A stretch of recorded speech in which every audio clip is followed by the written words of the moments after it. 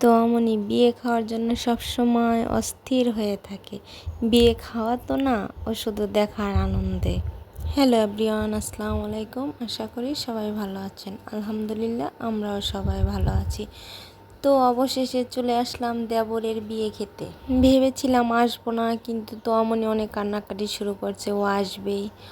ওর বললাম না, ও মানে এক জায়গায় আসবে, এটা ওর অনেক আনন্দ লাগে, অনেক মজা পাচ্ছে। দেখেন এখনও বর এসে স্টেজে বসে নাই, তো আমরা একটু আগিয়ে চলে আসছি। আর ছাকিন বাবুর মিউজিকের সাথে ঝুল উঠে গেছে, আপনারা দেখতে পাচ্ছেন। ওরা দুই ভাই বোন অনেক মজা পাচ্ছে এবং অনেক এনজয় করতেছে। ছাকিন বাবু কিন্তু কাউকেই চেনে না, দেখে নাই এর আগে, তাও সবার কাছে যাইতেছে এবং মজা করতেছে। ছাকিন বাবু তো স্টেজ থেকেই নামবে না, ওখানেই থাকবে। তো অবশেষে বরের কোলে গিয়ে বসলো। ও কিন্তু ফার্স্ট ওর দেখা, এর আগে কখনো দেখে নাই, অথচ মনে হয় অনেক দিনের পরিচিত। ভাইয়া তো বাহিরে থাকে, দেশে থাকে না। আর তার সাথে ছাকিন বাবু অনেক এনজয় করতেছে, দেখেন ও কত হ্যাপি।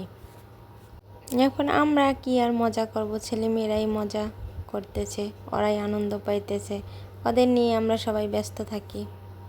বর হচ্ছে আমার ফুফা শাশুড়ির ছেলে মিথুন ভাইয়া। তো সে বাইরে থাকে, ইউরোপে থাকে, ছুটিতে আসলো, এসে বিয়ে করলো। আজকে তার হলুদ সন্ধ্যা। আমার বিয়ের পরে ফার্স্ট একটা দেবরের বিয়ে পেলাম, মজা তো একটু করতেই হবে। বিয়ে বাড়ি বলে কথা, মজা না করলে কি চলে? বাচ্চাদের সাথে সাথে আমরাও একটু এনজয় করতেছি। যারা ভাই বোন এবং বন্ধুরা আছেন, তারা মিথুন ভাইকে স্টেজে সুন্দরভাবে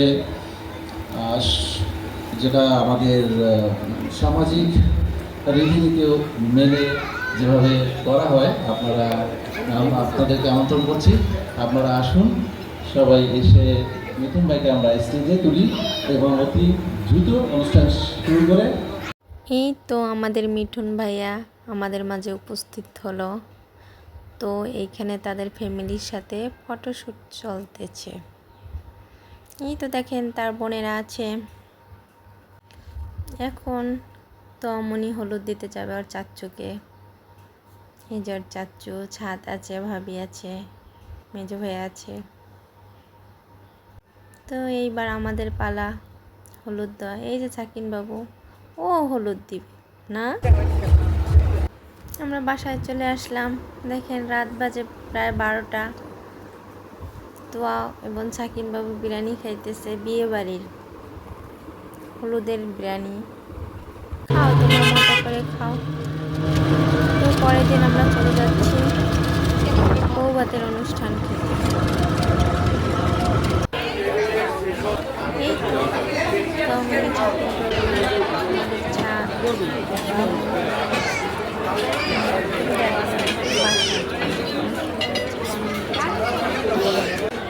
বাসায় যাওয়া হয়নি, কালকে খাওয়া দাওয়ার পরে বউ দেখতে যাবো।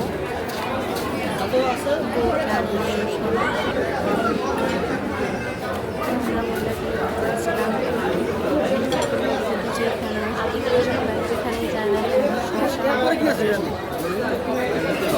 তো আমি হাতে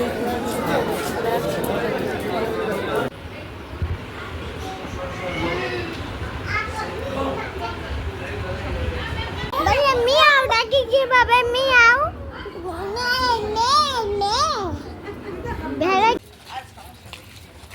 এবার আমাদের বাসায় যাওয়ার পালা। তো আমরা বাসায় চলে যাচ্ছি। সবাই ভালো থাকবেন, সুস্থ থাকবেন, আল্লাহ হাফেজ।